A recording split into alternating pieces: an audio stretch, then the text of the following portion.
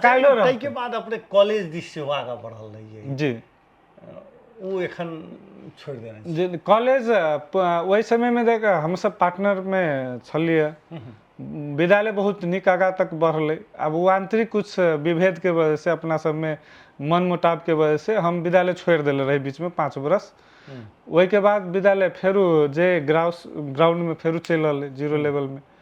तो अब 2 गो संस्था हमारा पास चले, तो हमारा हिसाब से हम एक शुरू में कहते कि हम एक गो विद्यालय चलाए, एक गो सेक्शन चलाए, लेकिन एगो क्वालिटी दे। हमर सबके उद्देश्य से है, ये नहीं कि 4-5 गो संस्था धलू, 4-5 जगह खोलू, व्यापारिक पूर्ण रूप से अपना आप के बना लू, वही के लिए हम सब विद्यालय नहीं खोले छी।